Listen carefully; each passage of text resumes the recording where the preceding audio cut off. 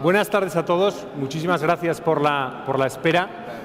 Vamos hoy a debatir, no solo nosotros, sino con todos ustedes, un tema que nos parece de enorme importancia y que es cómo las grandes corporaciones pueden abordar la necesaria transición hacia la sostenibilidad y, en particular, cómo pueden mitigar el cambio climático. Este es un tema enormemente interesante y enormemente complejo, y lo que hemos buscado es intentar enmarcarlo con algunas cifras muy generales, pero creo que muy sugerentes y que abren el debate que vamos a tener. ¿Cuáles son esas cifras? Si miran ustedes en esa slide que tengo ahí y miran arriba a la izquierda, a la derecha será según lo miran ustedes, vemos la evolución del Producto Interior Bruto a nivel global en los últimos 2000 años. ¿Y qué es lo que vemos? Una curva que tiene un crecimiento exponencial, pero que se produce realmente muy cerca de nuestro año. Durante los últimos 2000 años, prácticamente en toda la historia universal no ha crecido el Producto Interior Bruto y solamente ha empezado a crecer a partir de la Revolución Industrial. Esto ha tenido grandes ventajas, no cabe duda. Si ven ustedes el cuadro que hay justo debajo, verán el Producto Interior Bruto per cápita en el mundo por región. Y lo que ven es que prácticamente en todas las regiones la curva tiene un crecimiento enorme a partir de 1750, salvo África. Esto además ha permitido un crecimiento exponencial de la población. Pueden ver ustedes arriba, a la derecha o a la izquierda, según lo miran, cómo ha ido evolucionando la población mundial y cuándo ha empezado a crecer. Y efectivamente lo que vemos es que el crecimiento del Producto Interior Bruto ha venido acompañado, está correlacionado con el crecimiento de la población. Y además, si miran ustedes abajo, la pobreza se ha reducido de manera extraordinaria en todo el mundo.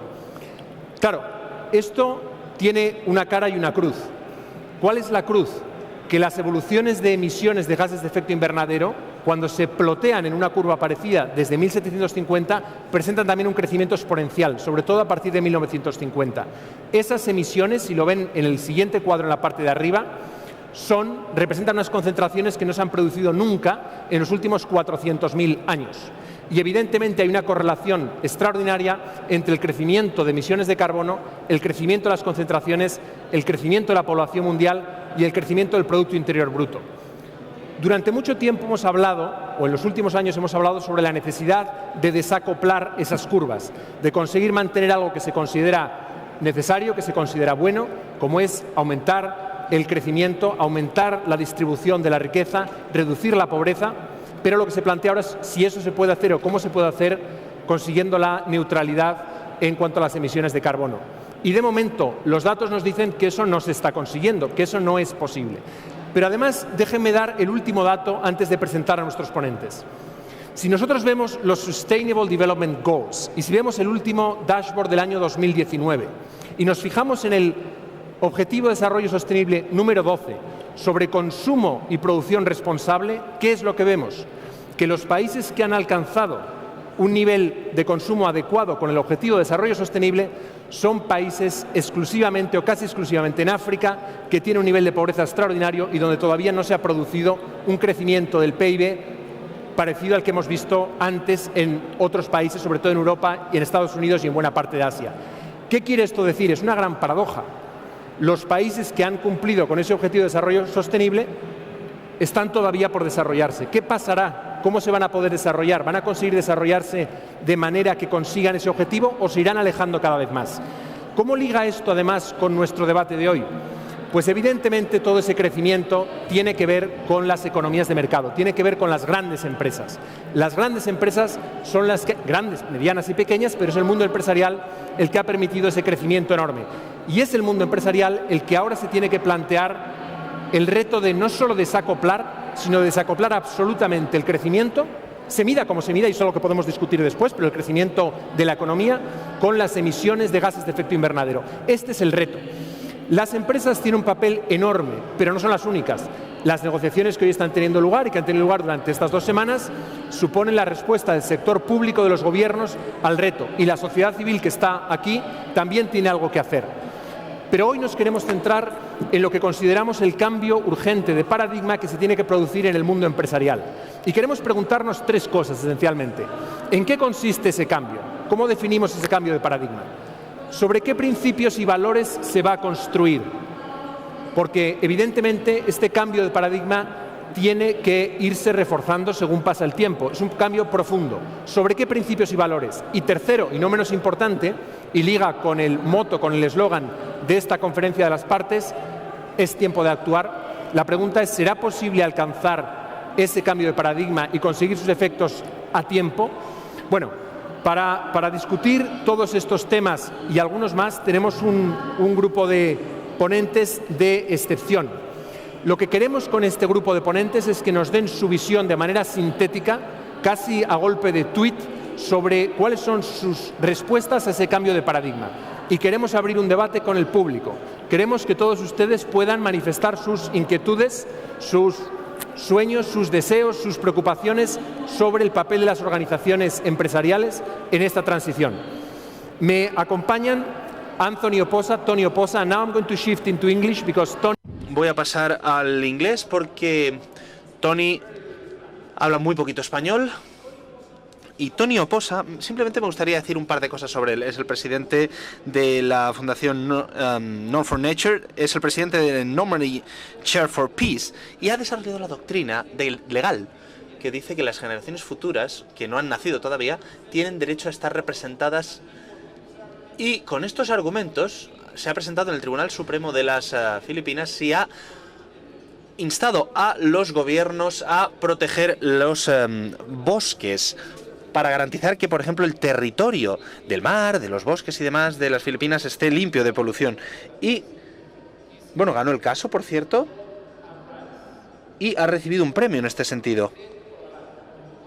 Y, bueno, ha estado en busca y captura. De hecho, le querían vivo o muerto. Uno de sus compañeros ha fallecido, lo mataron precisamente por todo esto. Y es una persona que sabe muchísimo sobre esto. Internacional Evershed Sutherland es responsable de Corporate Compliance. Es presidenta del Comité de Cumplimiento de la Alianza para Latinoamérica, el despacho. Es profesora de la Universidad IE de la Facultad de Derecho que organiza este evento y ha trabajado en grandes empresas como directora de Compliance. Por lo tanto, conoce las grandes corporaciones desde dentro, conoce los deseos y los problemas que tienen para avanzar en esta dirección. Arantxa Díaz Lladó, directora de Innovación Sostenible en Telefónica. Ha desarrollado gran parte de su carrera en esa gran multinacional, donde se ocupa de integrar los impactos sociales y ambientales en el ADN de la compañía para garantizar que es sostenible. Telefónica ha hecho unos compromisos extraordinarios de aquí al 2050, entre otras cosas en temas de decarbonización, y Arantxa nos puede explicar cuál es su visión y cómo Telefónica la está abordando y cuáles son los retos, por supuesto, porque queremos que esto sea un debate real, un debate donde veamos cuáles son los problemas con los que nos confrontamos y con los que se enfrentan las grandes empresas. Conchita Galdón, a mi derecha, profesora y directora de Innovación Social en la Universidad IE. Es además miembro de múltiples comités de inversión de fondos de impacto social. Es economista, tiene un máster en Administración Pública por Harvard Kennedy School, doctora en Economía Internacional y Desarrollo por la Universidad Complutense de Madrid, con premio extraordinario de doctorado. Y su investigación se centra en el uso de la tecnología para promover el emprendimiento social. Germán Granda, a continuación, director general de Forética y profesor de la Escuela de Derecho del IE también. Forética, como conocerán todos ustedes, es la organización española más importante en la defensa de la sostenibilidad desde el punto de vista corporativo, de la responsabilidad social corporativa y de la sostenibilidad. Tiene más de 200 miembros, 200 grandes empresas, colabora con todas ellas para mejorar el impacto de su desempeño en la gestión ambiental, social y de buen gobierno, y es socio, Forética es socio del World Business Council on Sustainable Development y otros organismos internacionales. Elena Herreiro Visairas, General Counsel del grupo T-Solar, que se dedica a la promoción de energías renovables, no puede estar con nosotros, nos pide disculpas, le hubiera encantado, pero está enferma. Bueno, ¿en qué va a consistir esta sesión? Vamos a debatir entre nosotros una serie de temas que articulan lo que sería la dimensión o la visión de la sostenibilidad de esa transición del mundo empresarial de manera muy breve y casi inmediatamente, me atrevo a decir desde el minuto 1, conociendo a Tony Oposa, todos ustedes van a ser interpelados para preguntar, participar o dar opiniones. La idea es que eso sea un debate, que sea divertido y que a todos nos ayude a iluminar y a conocer mejor cuáles son los retos y cuáles son las soluciones desde el mundo académico y el mundo empresarial. Y al final podremos, dependiendo de cómo evoluciona la sesión, tener unos pequeños grupos de trabajo y profundizar en ese sentido. Con lo cual, sin más, quiero empezar a lanzar las preguntas y voy a empezar con Tony Oposa. La pregunta a Tony, the question to Tony is... La pregunta a Tony es, Tony, ¿cómo crees que las empresas multinacionales, compañías,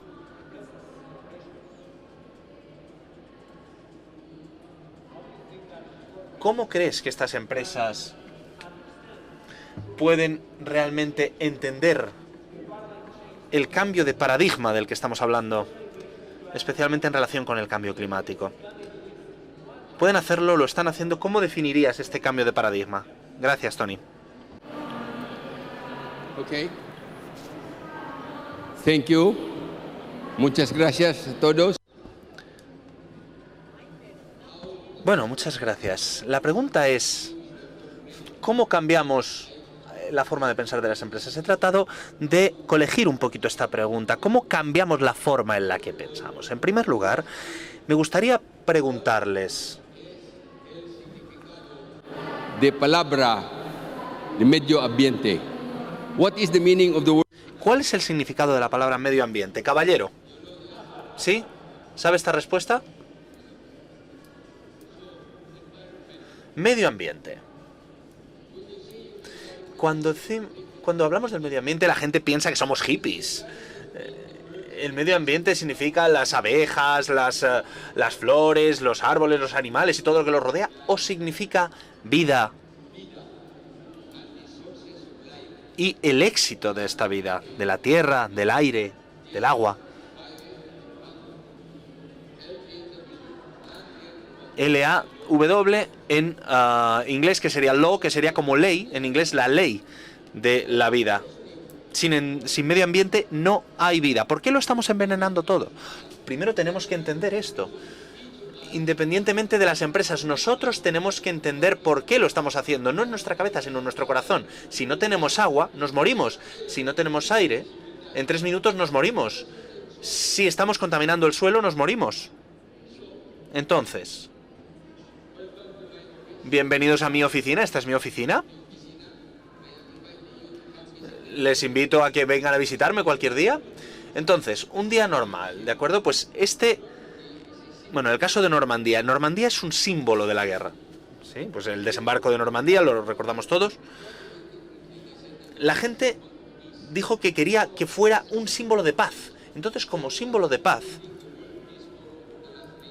bueno, pues trataron de llegar a esta paz. Este es el aspecto que tiene ahora mismo la playa de Normandía, maravilloso. Entonces, ¿qué hacemos para cambiar lo que hacemos mal para que lo hagamos bien? Como mi compañero Javier ha dicho, bueno, pues yo presenté el caso ante los tribunales de las Islas Filipinas para que dejasen de contaminar las aguas. Es una de las aguas más ricas y de los bosques más ricos del mundo. Pues, por ejemplo, es razonable pensar que son islas con una riqueza similar a las Galápagos. En el caso de Filipinas, bueno, Filipinas fue una colonia de España y cuando España se marchó en el siglo XIX, este era el bosque. Luego llegaron los americanos. En 88 años esto es lo que pasó. ¿No se lo imaginan? Entonces presenté el caso contra el gobierno porque solamente quedaban 100 hectáreas de bosque. Y el gobierno ofreció concesiones madereras por 4 veces más de lo que estaba disponible. Entonces, bueno, no les voy a decir en este caso qué hacer, pero se lo pueden imaginar, ya se pueden imaginar lo que sucedió. Lo que dijo el Tribunal Supremo, ¿qué pone aquí? ¿Sí? ¿La pueden leer? No, aquí no se puede leer, desde aquí no se puede leer. Decía que un día, si no nos preocupamos, vamos a tener una tierra seca, yerma, sin ningún tipo de vida. Y esto es lo que está pasando ahora mismo, 30 años más tarde. Y después, la bahía de Manila. Bueno, conocen la bahía de Manila, estas son las aguas más ricas del mundo, según los científicos de todo el mundo. Pero, ¿qué hicimos? La bahía de Manila está ahí, en la parte de arriba. ¿Y qué hicimos? Lo convertimos en un retrete, básicamente. Entonces presenté el gobierno, presenté un caso contra 13 organizaciones gubernamentales y fuimos al Tribunal Supremo simplemente para obtener un papel que dijera que había ganado el caso. Pero ¿está limpia esta bahía? No. El tema es que vamos a ver cuán efectiva es la ley. Y también he combatido mucho para acabar con este tipo de vertidos. Vean este vídeo, por favor.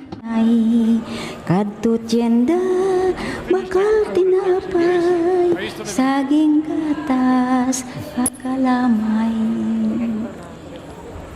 Ili-ili tulog anay Wala diri ang imong nanay Kadto tienda bakal tinapay Saging gatas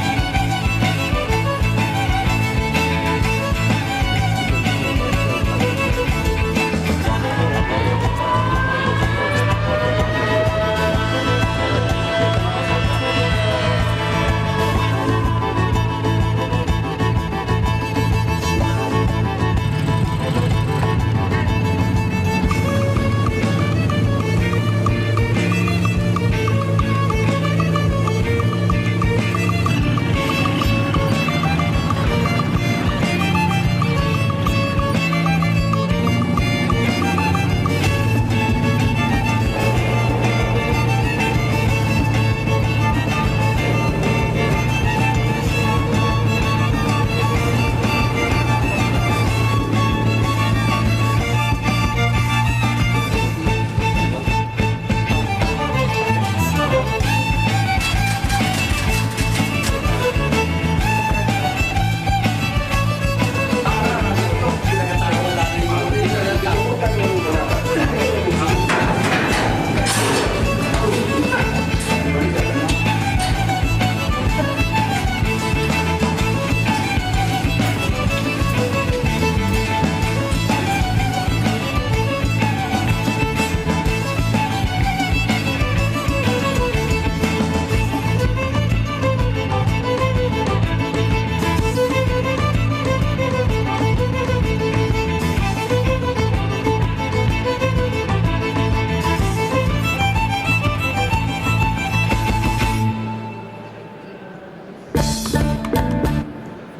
There. And what did that happen?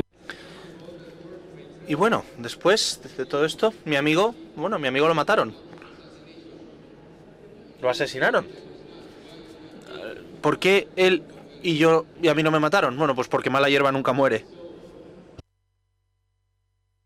Después de todas las cosas que se han hecho, me di cuenta de que la mejor manera de aplicar la ley es cuando la ley no se tiene que aplicar. Es muy filosófico, ¿verdad? Si no tenemos que coger a nadie, esto significa que todo el mundo está haciendo las cosas bien. Entonces, ¿cómo hacemos esto? La ley y la ciencia tratan de cambiar las mentes. Pero cuando cambiamos las mentes, incluyendo partiendo de la base de que podamos, hacerlo, esto puede cambiar el mañana, pero cuando cambiamos el corazón, esto es para siempre. ¿Cómo lo hacemos? ¿Cómo lo conseguimos? La mayor hambruna del ser humano no es el hambre por la comida, sino el hambre de sentirse queridos. Más del 99,9% de las personas, bueno, no hacen mal las cosas, pues lo hacen de forma neutra o lo hacen bien. Estamos aquí, todos respiramos, todos estamos vivos, ¿verdad? Pero solamente un 0,01% lo hacen mal. Entonces, ¿por qué solamente escuchamos las cosas malas y nunca las buenas? Porque, bueno, las malas noticias venden periódicos, todo el mundo quiere leer malas noticias. Y de esta manera, pues nos deprimimos de forma colectiva, como sociedad. De hecho, en 2030, esta será la enfermedad más importante, según la OMS, la depresión. Entonces, lo que es todavía peor es que estamos empezando a tener la sensación de que no tenemos ni esperanza ni solución. Este es el principal riesgo que existe. No, este no es el caso. ¿Qué hacemos para solucionar esto? Lo que hacemos es cambiar de la energía complicada de la aplicación de la ley a la energía alegre del refuerzo positivo. Y esto es lo que nosotros tratamos de hacer. Sí, vamos a ver. Vamos a leer en voz alta. Vamos a leer en voz alta. Vamos a tener paz en la tierra cuando tengamos paz con la tierra. Este es el mensaje del Normandy Chair for Peace. En el caso del petróleo, por ejemplo, seguimos peleando por el petróleo. Mientras sigamos peleando por el petróleo, vamos a seguir peleando entre nosotros. Y me gustaría hablar de buenas historias, de buenas personas haciendo cosas buenas. Sí. Y bueno, y de esta manera podremos poner buenas historias en los medios de comunicación. Hay muchas malas noticias. Tenemos que cambiar esto hacia buenas noticias.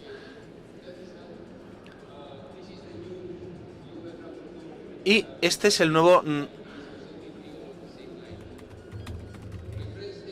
relator de las Naciones Unidas. Y creo que la inspiración es la forma más potente de liderazgo. Cuando estamos inspirados, no nos preocupamos por el dinero, por el peligro, simplemente hacemos lo que tenemos que hacer.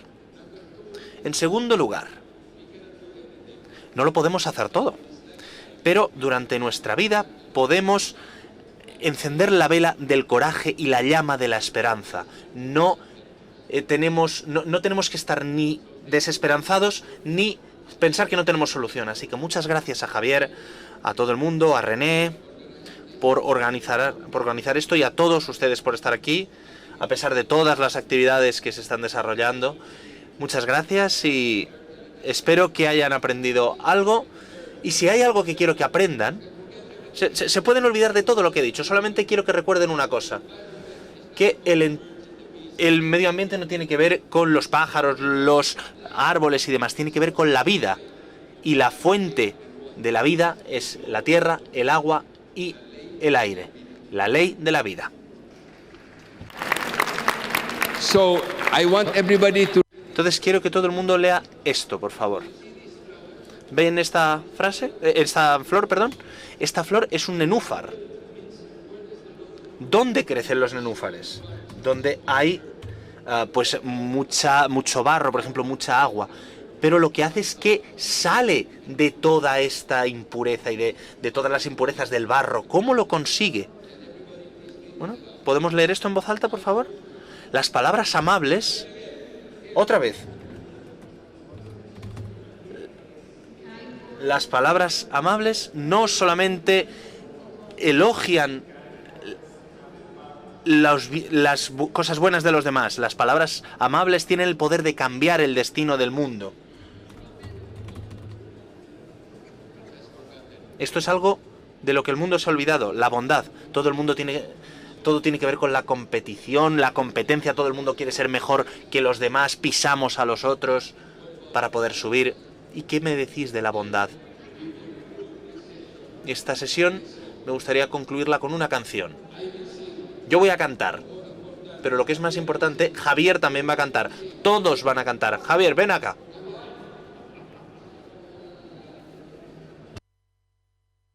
Y por favor, aquí nos levantamos también, van a cantar todo el mundo arriba, incluyendo usted, caballero.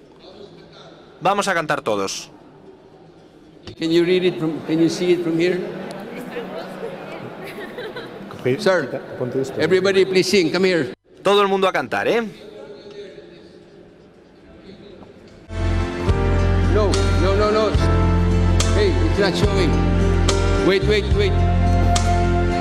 Espera. Hey, where's the film? Huh? Shut down. Where is the film? There is a film of that. There is a film. That has a film. Hay un vídeo. Tiene que ponerla. Wait. ¿Dónde? Where is the film? There is a film of that. Pues oye, acá. Sí, hay que cantar. ¿Eh? ¿Verdad que sí? Okay, go. Everybody please. Louder please.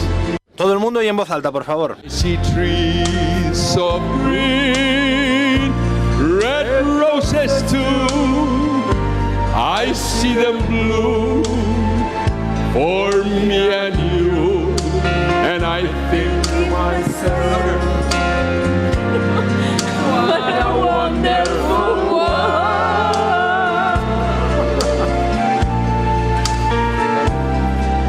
I see skies of blue and clouds of white, bright and blessed days, Our sacred night. and I think to myself, what a wonderful world.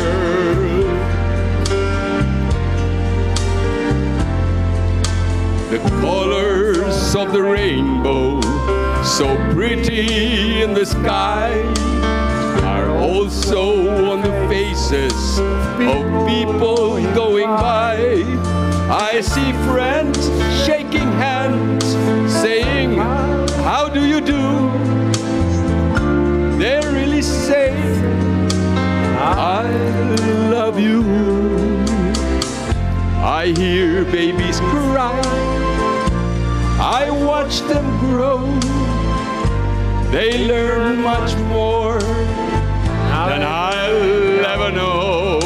And I think to myself,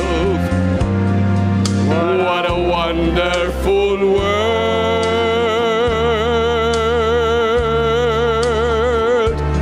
Yes, I think to myself, What a wonderful world. ¡Yay! ¡Bravo! ¡Bravísimo!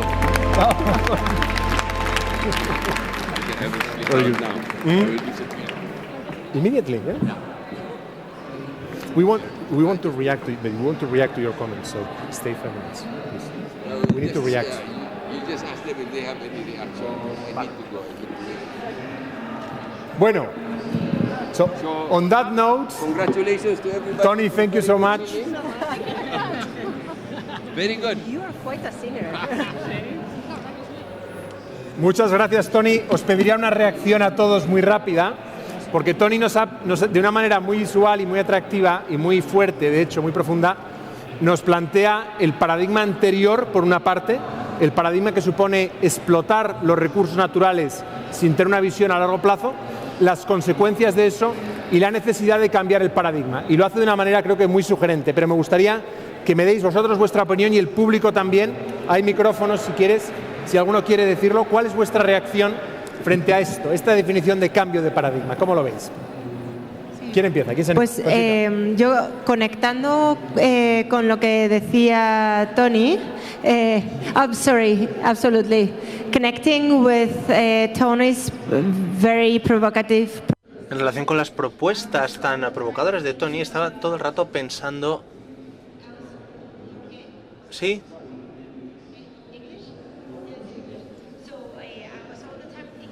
Estaba constantemente pensando en la empatía y cuán importante es la empatía a la hora de impulsar este nuevo paradigma y llevarlo de nuevo a empresas, culturas, organizaciones.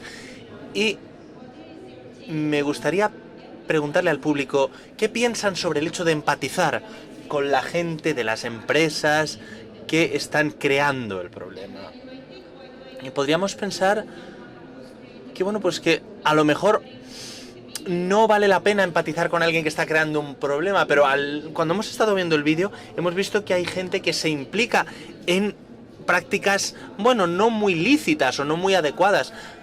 Entonces, a veces hay motivos legítimos, pero cabe preguntarse, ¿hay motivos legítimos en las empresas, en los gobiernos? Puede que no estemos de acuerdo con estos motivos, pero podemos empatizar y a partir de esta empatía podemos crear este cambio. En Forética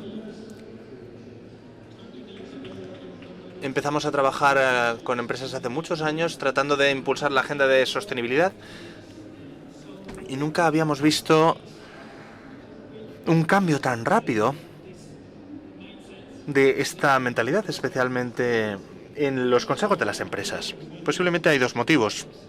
En primer lugar, la ética.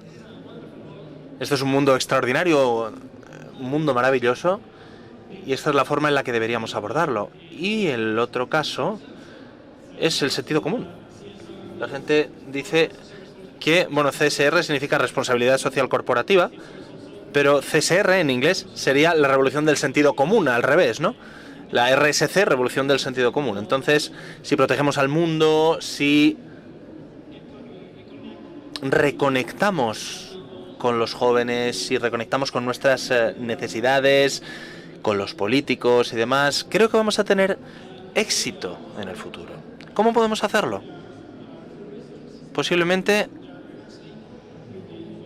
a través de, bueno, lo que estamos viendo aquí en la cumbre de la COP. Hay tres pilares. En primer lugar, necesitamos tener la ambición de llegar a buen puerto, no solamente como países, sino también como empresas. Es decir, tenemos que seguir las propuestas en las que creemos y tenemos que tratar de que no se llegue a ese umbral del 1,5 grados de incremento de temperatura. El segundo pilar sería, bueno, emprender acciones. Es el momento de... es el tiempo de la acción. No se trata solamente de establecer objetivos, sino también de actuar. Entonces, tenemos que incluir todos estos cambios de paradigma. Y el tercer pilar serían las alianzas. Sabemos que la sostenibilidad... Bueno, todo el mundo tiene que desempeñar su papel, nadie tiene la respuesta, pero todos juntos tenemos la respuesta. Así que tenemos que colaborar más. Arantxa, muchísimas gracias, Tony. La verdad es que ha sido una presentación muy inspiradora. Y cuando has empezado a hablar me hiciste pensar por qué has, digamos, reformulado la pregunta de Javier. Él hablaba de empresas y tú decías, no estamos hablando de empresas, estamos hablando de personas. Las empresas no son empresas. Yo estoy en Telefónica, pero yo puedo tener mis puntos de vista, con lo cual todo gira en torno de las personas. Las empresas están constituidas por personas de carne y hueso, con lo cual tenemos que tratar de llegar a estas personas y para hacerlo se ha hablado de la importancia del corazón. Estoy totalmente de acuerdo con esto, porque cuando estamos convencidos de algo, sabemos que podemos seguir adelante, pero esta es la base para todo, por supuesto, pero también soy una gran seguidora de, bueno, en este caso de cumplir la ley, claro, porque tenemos que ser muy sólidos en este sentido. El corazón necesita la ayuda de que se cumpla la ley, digamos. Sí, yo llevo toda mi vida intentando que se cumpla la ley, vamos, ya lo habéis visto en la presentación. Tony, yo te quería dar las gracias por esta, bueno, gracias a ti por cantar. Ya, a mí me encanta cantar, con lo cual muchísimas gracias, pero te quería dar las gracias por una presentación tan inspiradora. Pero y quería también, al hilo de algo que has comentado, creo que tenemos que empatizar, la verdad. Y siguiendo con lo que ha dicho Arantxa, has hablado de que la mejor ley es aquella que no se tiene que aplicar. Porque está muy interiorizada en la gente. Esto también lo digo pues cuando hablo sobre mi campo de especialización, que es el cumplimiento de la ley, las normas y demás. Cuanto más maduros estén los programas legales,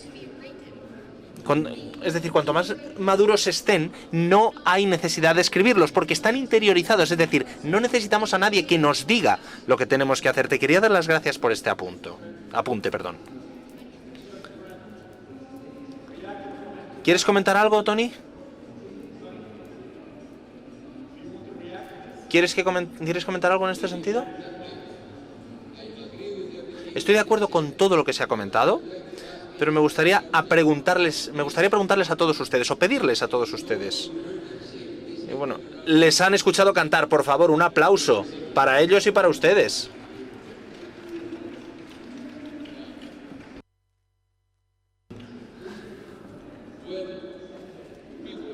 Sí, cuando la gente ya no sea asesinada, pues no vamos a necesitar a la policía. El objetivo último de una sociedad es que la policía pues se quede sin trabajo, ¿verdad? ¿Lo entendemos? El objetivo último de la sociedad y de la paz es que la policía no tenga trabajo. Porque cuando ya no haya violaciones, ya no haya violencia, no se necesitará policía y pueden ser agricultores. Muchísimas gracias por comenzar esta sesión, por inspirarnos a todos. Y ahora vamos a seguir con intervenciones breves, construyendo sobre lo que ha comentado Tony. Y me gustaría empezar con Germán Granda. Germán, Tony ha hablado de cómo la inspiración aviva el fuego del deseo, de cómo la inspiración es capaz de generar un deseo y de avivarlo, de transformarse y de ser mejor, de hacer una contribución real al mundo en el que uno se encuentra. Y eso aplica a las personas físicas, jurídicas, porque al final las corporaciones están lideradas por personas. ¿Cómo crees tú que se puede construir una visión sobre la sostenibilidad en las empresas que avive el fuego del deseo de directivos y empleados de hacer una transformación profunda, verdadera, auténtica y rápida? Pues gracias, Javier. Yo creo que es muy importante, y lo comentaba antes en inglés, nunca hemos visto tal interés por parte de las empresas, las grandes corporaciones, por los consejos de administración, por los líderes, por avanzar en el ámbito de la sostenibilidad. Yo comentaba que se debía probablemente a que es lo que hay que hacer en una cuestión ética y que además es lo que tiene sentido en este momento hacerlo. Y probablemente en ese sentido, cuando hablas tú de inspiración, es lo que tenemos que intentar potenciar. Parte también de cómo nos hemos formado, donde la inspiración partía en ser los mejores en materia de conseguir más mercado, más cuota, conseguir nuestros objetivos. Y ahora podemos pensar en la inspiración que tenemos que resetear la forma de actuación. El Financial Times lo llamaba resetear, lo decía este verano en su portada, resetear el capitalismo. Ponías unas indicaciones al principio donde el capitalismo nos ha traído hasta un punto muy relevante ahora. Hemos reducido la pobreza, hemos crecido todos los países, pero después de la crisis financiera habría que preguntarse si ese modelo es mejorable, si se puede construir desde las empresas, desde los gobiernos, un modelo mejor. Y muchas empresas creen que sí, que introducir los aspectos sociales, ambientales, de buen gobierno en las tomas de decisiones es lo correcto, es lo que hay que hacer y es lo que forma parte del éxito de las empresas en los próximos años. Si vemos la esperanza de vida media de una empresa hace 50 años, hay un índice en Estados Unidos que se llama el Standard & Poor's 500, las 500 empresas más grandes, pues será en torno a 50, 60 años. Ahora la esperanza media de vida de una empresa son 14 años. 14 años, Freudica tiene 20, ya estamos por encima de la esperanza media de vida. Y la esperanza media de vida tiene mucho que ver con entender las expectativas en estos momentos de la sociedad. Las expectativas en estos momentos de la sociedad pasan por lo que estamos haciendo con el planeta, pasa por la transición justa, pasa por cómo nos comportamos con nuestros empleados, cómo les implicamos en la forma de trabajar en nuestras organizaciones, y pasa, como digo, también por ese apartado de colaboración con todo el mundo. No nos vale ya, nadie podría entrar el año que viene ya en una COP simplemente con el mensaje de voy a hacer esto, sino tendríamos que ver desde luego de forma transparente a las empresas que quieren entrar aquí lo que están haciendo y el objetivo claro en el que están, ¿no? Muchas gracias, Germán. No sé si tenéis alguna reacción rápida, algún complemento a lo que ha dicho Germán. Yo construiré sobre esto, pero si queréis... Vale. Pensaba cuando hablabas, ¿no? Sobre el tema del capitalismo y todas las nuevas formas de repensar el capitalismo. Y me recordaba un poco a una conversación que tuve hace poco con una chica de IE que está en un momento de su carrera en el que quiere avanzar más. Y me preguntaba consejos de carrera y sobre sus habilidades y yo qué pensaba de ella profesionalmente y qué podía hacer. Y ella es súper eficiente, la típica persona, un profesional muy joven que consigue lo que le pidas, que si tiene que mandar 200 emails, va a mandar 200 emails, que si le dices que se tiene que reunir con alguien, se va a sentar en la puerta de su despacho hasta que ese alguien la vea. Pero al hacer eso muchas veces atropella a las personas y ahora quiere liderar equipos. Y me decía, pero es que lo que he hecho hasta ahora estaba mal. Y le dije yo, no, lo que pasa es que lo que te ha traído hasta aquí no es lo mismo que te va a llevar al siguiente sitio donde quieres ir, ¿no? Y me acordaba de esto con los esquemas globales. A veces la gente se pone muy nerviosa cuando dices que el orden que nació de Bretton Woods y el capitalismo liberal son intrínsecamente malos. Dices, bueno, a lo mejor es que no sé si son buenos o malos. Nos han traído cosas muy buenas, pero quizá lo que nos ha traído hasta aquí no es lo mismo que nos va a llevar al siguiente sitio al que queremos ir. Bueno, la verdad que yo creo que en los últimos...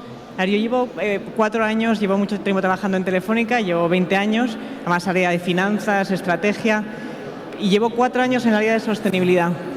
Y yo, incluso en los últimos 4 años, vamos, desde los últimos 2, veo un cambio de paradigma espectacular. O sea, realmente veo un crecimiento, veo un interés real en que esto avance. Además, de hecho, la representación esa que siempre se hace, que antes de alguna forma en las empresas lo que buscábamos era lo que de alguna forma coincidía con el interés del impacto social, medioambiental y lo que de alguna forma podía encajar con la empresa. Pero ya no es así, ahora tienes la empresa, alrededor tienes la sociedad y alrededor de la sociedad tienes el medio ambiente, que al final es nuestro entorno, ¿no? Entonces yo creo que ahora ya las empresas todavía está desordenado, todavía avanzamos a tirones algunas veces, pues tenemos nuevas leyes de reporte, por ejemplo, que yo creo que ayudan, la cultura interna está cambiando radicalmente, pero sí que veo realmente que hay un momento, ha habido un pico en el que ha cambiado el paradigma y las empresas que seamos capaces de ponernos al frente de la manifestación, sobreviviremos, las que no lo hagamos, nos quedaremos atrás, evidentemente. Entonces yo creo que es real, vamos. Eso me lleva casi, si queréis, a la siguiente pregunta, y te mira a ti, María, y te mira a ti, Arantxa. Vosotras estáis en grandes empresas o habéis estado en grandes empresas y ahora tú, María, asesoras a grandes empresas. No quiero entrar en temas jurídicos, pero sí quiero entrar en este momento en cómo percibís o qué percibís que son las principales barreras para que ese cambio de paradigma, que en buena medida es generacional, en la medida que las nuevas generaciones van entrando en puestos de responsabilidad, van incorporando su forma de entender el mundo, su mentalidad a las decisiones empresariales. ¿Cuáles son las barreras que creéis que existen hoy? Y os pido ahí honestidad, sinceridad. ¿Cuáles son las que creéis que existen para que se pueda abordar un cambio tan fuerte en tan poco tiempo? Porque el paradigma parece que ya ha cambiado, pero realmente el tiempo que queda, si atendemos a los científicos, es poco, ¿no? Es breve. ¿Cuáles son las barreras que creéis que existen? Y si puedo preguntaros por algunas soluciones o empezar a pensar en algunas soluciones. Okay. Yo justo de esto tengo una diapositiva, no sé, como un clic, y si no, Arantxa, si quieres, y lo vamos... no, la siguiente. Uy, esto no es, esto. Este es un esquema que a mí me gusta, lo estoy aplicando a fases en la cultura, cómo cambiar una cultura. En realidad es un esquema que se refiere a el proceso de aprendizaje para llevar a cabo un cambio cultural en una organización. Entonces yo he visto cada una de estas fases dependiendo de la empresa. También me gustaría apuntar que para cierto tipo de empresas, por el negocio al que se dedican, es mucho más intuitivo y mucho más fácil confrontarse o apoyar, abrazar iniciativas de sostenibilidad, medioambientales, etcétera. Pero básicamente cada empresa puede estar en un estado o en una fase distinta. Normalmente cuando no han tenido contacto con este tipo de cultura nueva de sostenibilidad, muchas empresas están en el periodo de defensa. ¿Cómo? Y normalmente pasa cuando hay una crítica inesperada sobre algo que están haciendo. No, eso de verdad no ha pasado. O, bueno, ha pasado, pero ni es mi culpa ni lo tengo que solucionar yo. Claro, ¿quién reacciona aquí? Normalmente los departamentos legales y el de comunicaciones, que emiten este press release, ¿no? Luego hay otro paso más adelante que ya no es solo nos defendemos, es, oye, vamos a cumplir con la ley. No solo nos vamos a defender, sino que vamos a hacer, pero solo aquello estrictamente necesario para avanzar hacia esa sostenibilidad. Un tercer paso o fase sería cuando ya la empresa se da cuenta que esto tiene que estar inherente en el negocio, pero a nivel de managers. Pasan la responsabilidad a las personas individuales del negocio, introducirlo en vuestros sistemas, gestión de inventarios a efectos de cómo impacta esto en los proveedores, que es una de las partes interesadas de los stakeholders. Se pasa de ahí a la fase estratégica, en la que ya son realmente conscientes de que todo esto nos genera una ventaja competitiva en el mercado. La sociedad, los clientes nos están exigiendo esto para poder competir. Si lo llevamos al terreno legal hay muchas formas. Introducirlo dentro de los pliegos de contratación, elementos de responsabilidad social corporativa, ayudas, fondos para construir hospitales, escuelas, lo que fuese. Y el último escalón de este esquema, que luego hay que ir, lo abro a debate también de la audiencia, sería cuando ya es que no hay opción. Esto no solo nosotros, sino la sociedad en su conjunto tiene que pensar así. Y vuelvo un poco a lo que decía Tony, estará tan interiorizado que es acción colectiva por parte de esta organización que ha pasado por estos pasos o por alguno de ellos para impulsar y abrazar estas iniciativas. Bueno, totalmente de acuerdo con el esquema. Yo me voy casi a decirlo más desde el punto de vista incluso práctico de lo que yo veo en mi organización, que es un buen ejemplo. Somos 120.000 empleados. Yo diría que hay tres barreras, las tres barreras que yo vivo como área de sostenibilidad. La primera es organizacional. O sea, yo creo que es una organización que está hecha de una forma en la que estos temas de alguna forma no estaban de forma estructural incorporados, con lo cual el mover a toda esa organización, el que se entienda bien lo que quieres transmitir y demás, yo creo que es complejo. El llegar a todos los rincones de la organización, una organización compleja, grande, jerárquica, es muy complejo. Segundo problema, yo creo que es muchas veces el desconocimiento. Estamos hablando aquí de muchos temas que son complejos y cuando además muchas veces son pues el tema del impacto social, medioambiental, es difícil ahí todo el tema de medición, que lo hablaremos luego, que yo creo que es a veces es difícil poner cara y ojos a los problemas y a las soluciones, ¿no? Entonces yo creo que ese es un segundo problema importante. Y luego el tercer problema, y evidente yo creo, es el que todavía hay una gran tensión entre la exigencia de resultados a corto plazo y el largo plazo. O sea, sí que es cierto que está cambiando. Veo que los inversores ya tienden a mirar el largo plazo, pero todavía hay muchísimo camino por recorrer. Todavía se exige a las empresas resultados a corto y se comprometen a corto. Entonces yo creo que esa tensión muchas veces todavía te impide avanzar tan rápido como quieres. Creo que esas son tres cosas muy concretas que veo que realmente son complicadas. Te lo agradezco, me parece enormemente interesante y eso, Germán, me lleva a preguntarte a ti, tú que tienes una visión privilegiada del mundo empresarial en España a través de vuestros miembros y más allá. Si pudiéramos, María, recuperar tu transparencia, ¿cuál es, a bote pronto, tu impresión sobre la distribución de las empresas medianas y grandes, o si sabes, incluso si te atreves, pequeñas en España, en esos cinco ejes? ¿Dónde crees que estamos en España? Y si quieres ir un poco más allá de España y hablar de Europa, te lo agradezco también. ¿Dónde crees que estamos? ¿Qué porcentajes pondrías ahí? Yo creo que hombre, es difícil responder a esta pregunta. Nosotros cada cada 3 años hacemos un informe que se llama el Foro de Forética, que estudiamos la evolución de la sostenibilidad y responsabilidad social de las empresas en España, y es cierto que hay una minoría que ha asumido todo el mensaje desde una perspectiva, yo diría, estratégica todavía, ¿no? En la que, bueno, pues se habla de que hago esto porque tengo una ventaja competitiva. Sentido común, si atraigo a los consumidores, atraigo a empleados, bueno, pues parece que tiene sentido trabajar en esta línea. Para reforzar esa parte necesitamos muchas cosas, porque el resto, sobre todo las pequeñas empresas, se encuentran con extensiones muy por debajo. Probablemente necesitamos 2 elementos. Uno es muy importante lo que está pasando aquí. Necesitamos unos marcos claros de qué es lo que va a pasar en los próximos años. Y eso supone impulsar el Acuerdo de París, por ejemplo, con compromisos claros, tener una ley de cambio climático, porque desde la perspectiva empresarial es muy difícil tomar decisiones si no está claro invertir, en qué vamos a invertir, a qué ritmo vamos a invertir, si no está claro cuál es el marco en los próximos años. Con lo cual, por eso es muy importante que salga de aquí una decisión relevante y que luego se traslade a cada uno de los países.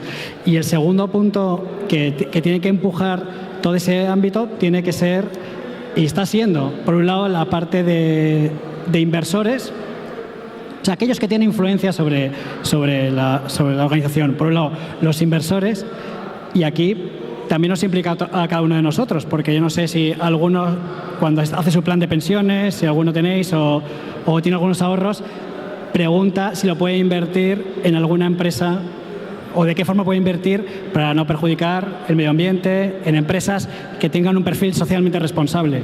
Porque si no, las respuestas son muy duras. Porque cuando, por ejemplo, al sindicato de profesores de instituto de Estados Unidos se dio cuenta que parte de su dinero de las pensiones lo invertía en empresas de armas con las cuales se hicieron matanzas en institutos en Estados Unidos, pues obviamente no es nada cómodo. Y antes de que pase eso, ¿no? Y pensar que no tiene nada que ver con nosotros, igual tenemos que pensar cómo lo hacemos y preguntarle al fondo de pensiones de nuestra empresa o nosotros invertir en ese sentido. ¿Y quién tiene más poder sobre las empresas? Pues tiene poder la gran empresa sobre la pequeña, que en sus procesos de compra le puede ir empujando en esa trayectoria de sostenibilidad, y nosotros como consumidores, que también tenemos que ir empujando cada uno e ir premiando, desde luego, a las empresas que tienen un perfil de sostenibilidad mayor. En nuestro informe somos más dados porque es más fácil a penalizar. En cuanto oímos que alguna empresa no ha hecho algo imprudente o que no nos haya gustado, no va con nuestros valores, boicoteamos, ¿no? Pero somos muy poco dados a ser proactivos y a premiar, desde luego, o a cambiar nuestros hábitos para hacerlos más sostenibles, trabajando o consumiendo con productos y servicios de empresas más sostenibles.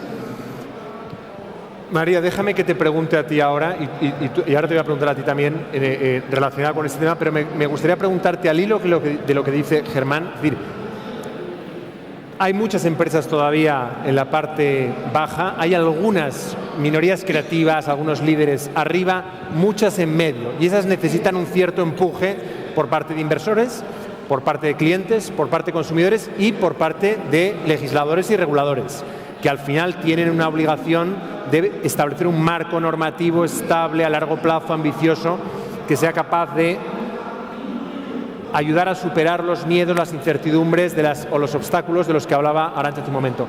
¿Qué papel crees que tiene, por tanto, el derecho, y qué papel tienen las empresas a través de sus estrategias de compliance para garantizar que son capaces de cumplir con ese derecho? Porque, ligándolo con lo que decía Toni Oposa, la mejor ley es la que no tiene que ser impuesta sobre las personas, porque las personas cumplen por una convicción interna.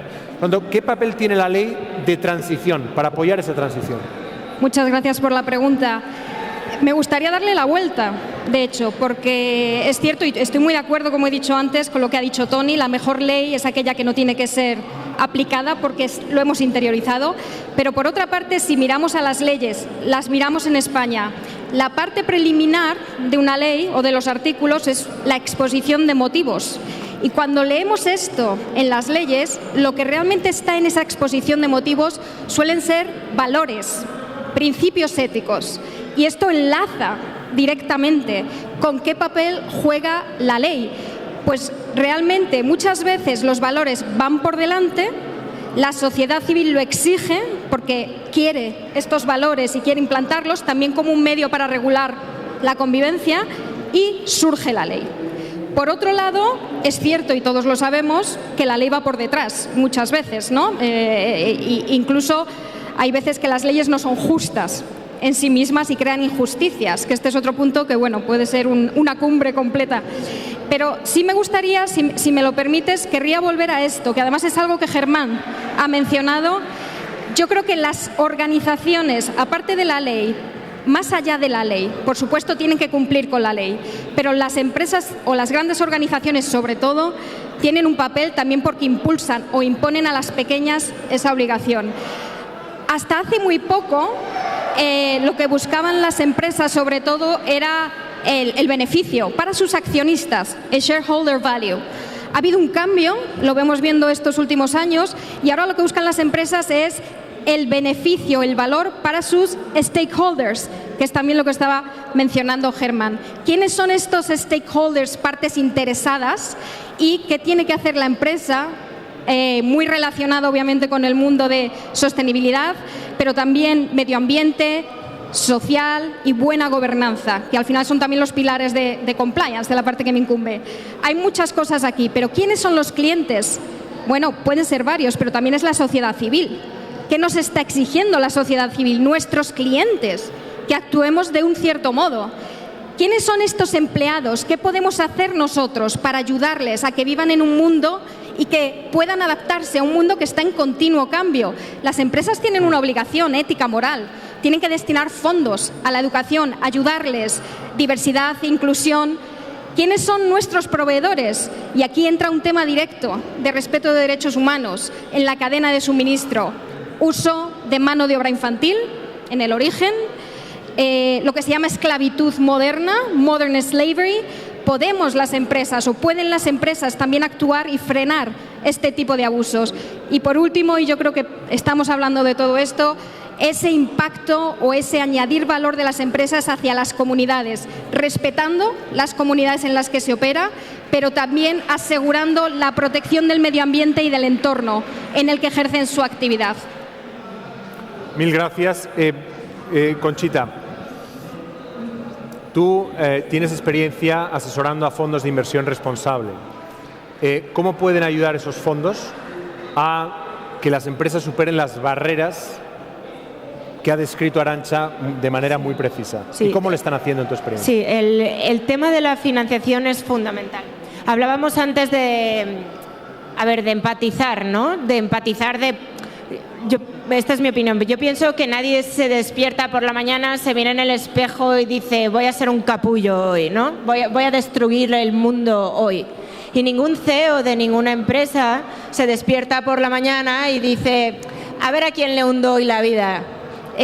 No, son personas normales, ¿no? Con su familia, decía Arantxa, personas. ¿Qué pasa? En muchos países en el mundo todavía hay leyes que les obligan a tomar decisiones maximizando el beneficio para los accionistas y están sujetos a la posibilidad de ser demandados ellos contra su patrimonio personal si toman cualquier decisión que no maximiza el beneficio. Por ejemplo, pagar $1 más que el mínimo interprofesional en un puesto que no es imprescindible iría en contra de maximizar el beneficio para el accionista. Y el CEO en ese momento podría tener que responder con su patrimonio de su familia, de sus hijos, por esa decisión que él toma. Y esto es así en algunos lugares del mundo. También se tiene que sentar con un montón de gente, inversores, que le dan dinero o no le dan dinero. Y con ese dinero que le dan o que no se lo dan, paga las nóminas de miles de empleados cuyo patrimonio y cuyo pago de alquileres y colegios de sus hijos depende de que este señor levante este dinero. Por eso la educación del inversor es fundamental. Y por eso no solo son importantes los fondos de impacto son fondos de inversión que maximizan la rentabilidad financiera y impacto social, medioambiental en positivo a la vez, y que lo miden y que exigen que se les reporte esta rentabilidad social o medioambiental. Y a cambio de eso están dispuestos a recibir algo menos de rentabilidad y a un plazo mayor. Pero algo menos tampoco es poco. O sea, quiero decir, ganan bastante pasta, vaya.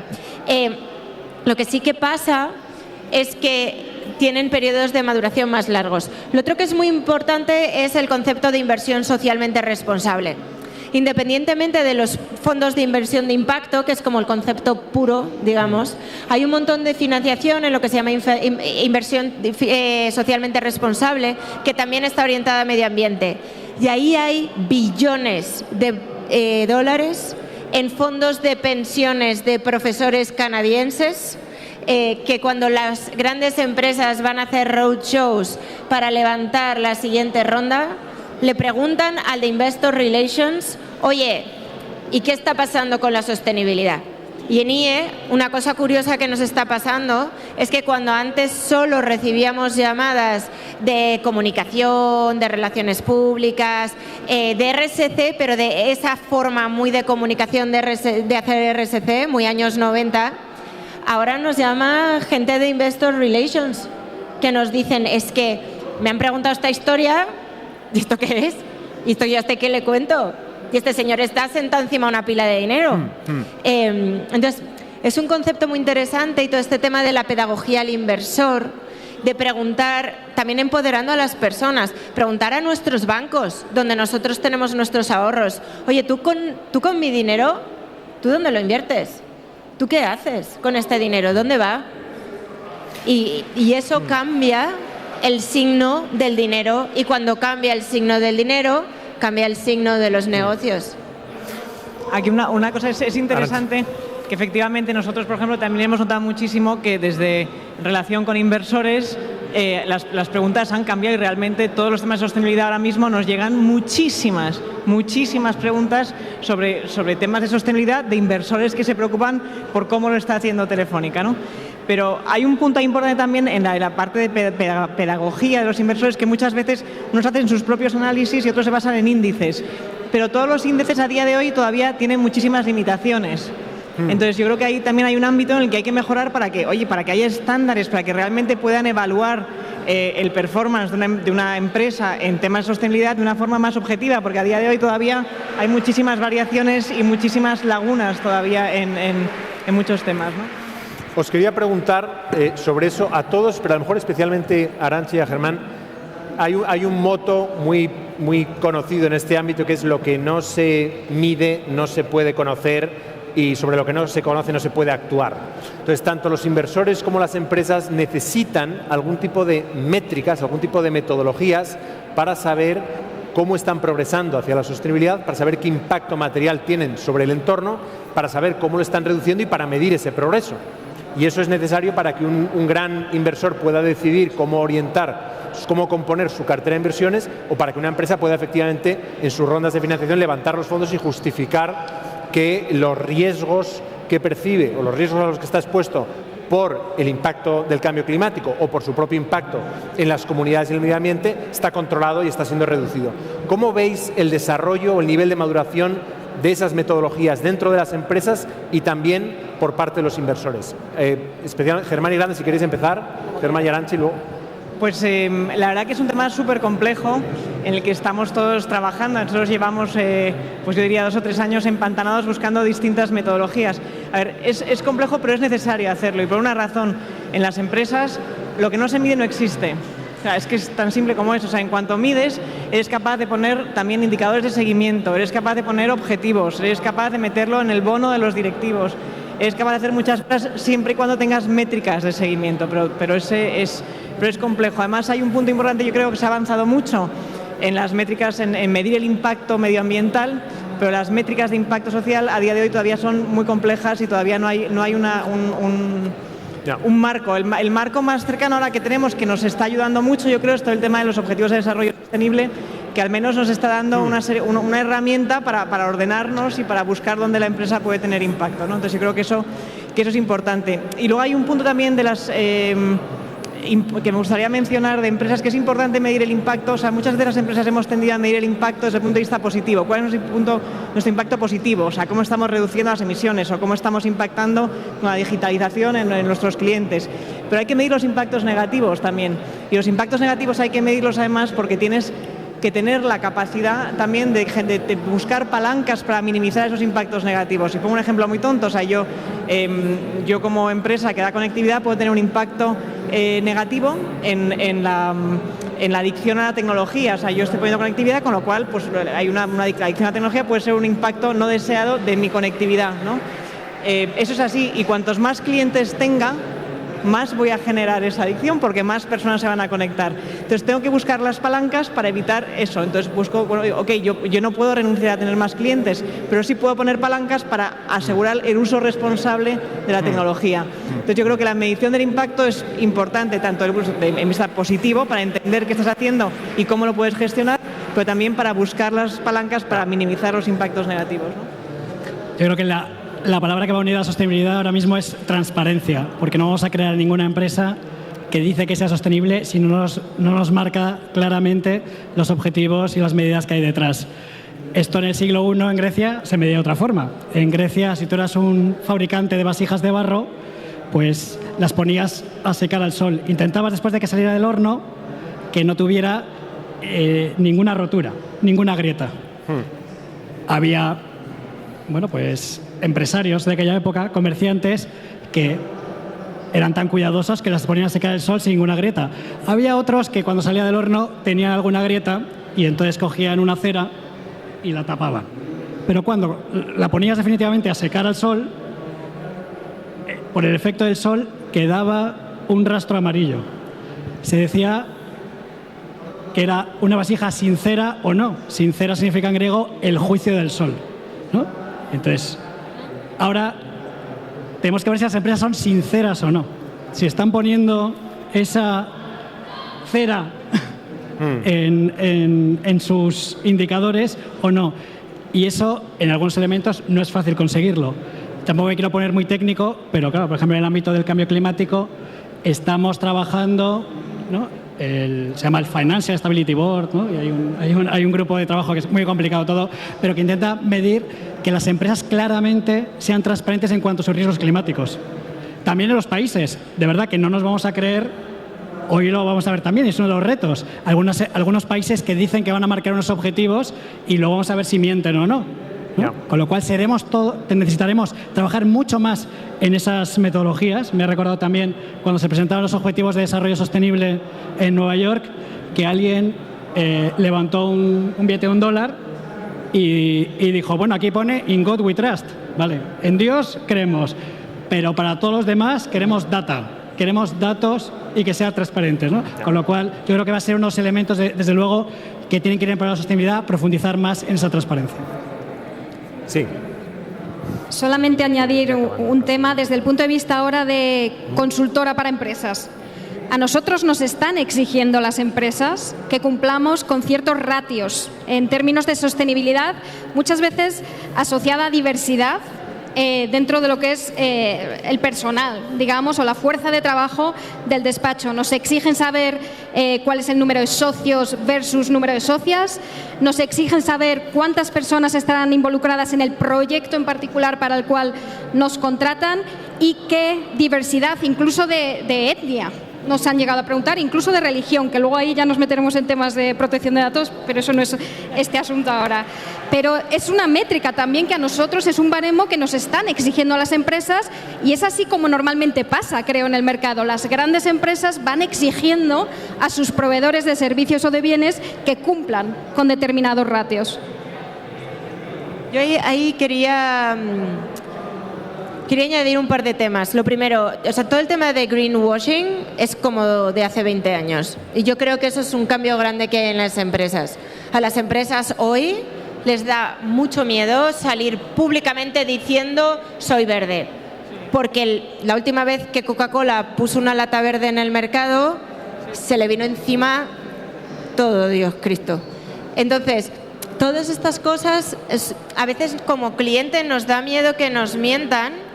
Hacemos bien porque gracias a que estamos atentos no lo hacen, pero las mentiras de las empresas cada vez van a menos, porque cada vez hay más herramientas para ser auditadas por la sociedad, por un empleado, por un becario que pasa por ahí y le hace una foto a una esquina con el móvil. No hace falta que venga nadie grande a auditarte, ¿no? Cualquier persona dentro de tu empresa que pasa por un pasillo, saca una foto, la sube a redes sociales y te hunde una campaña de millones de euros. Este es un tema que yo creo que ha cambiado mucho.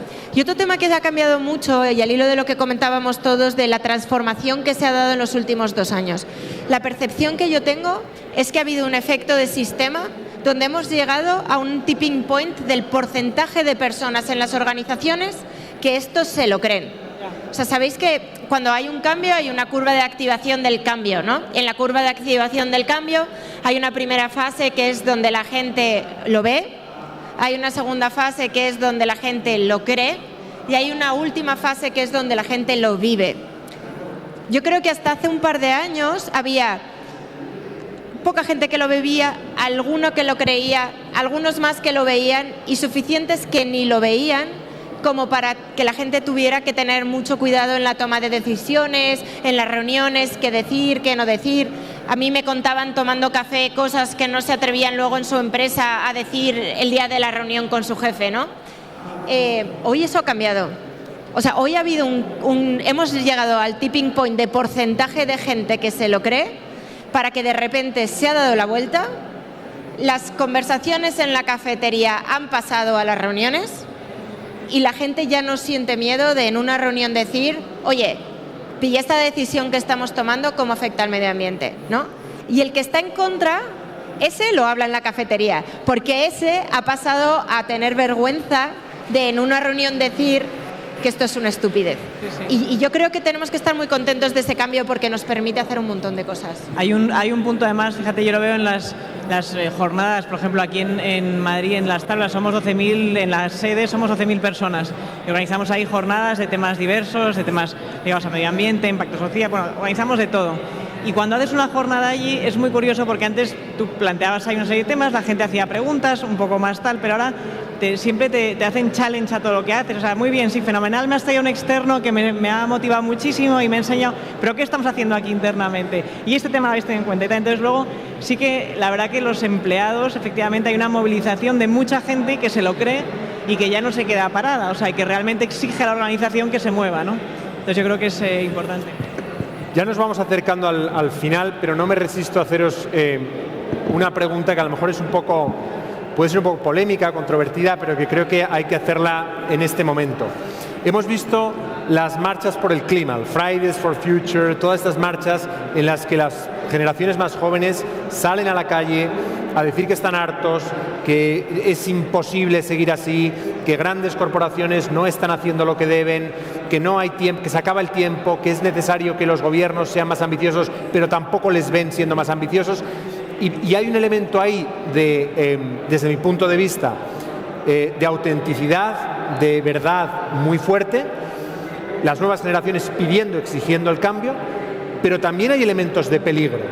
Hay elementos de que, en los que quizás todo este cambio de paradigma que está ocurriendo en las corporaciones no se perciba por parte de esas generaciones, no se reconozca el esfuerzo, no se reconozca la contribución que se está haciendo y, como dicen los ingleses, you throw the baby with the water.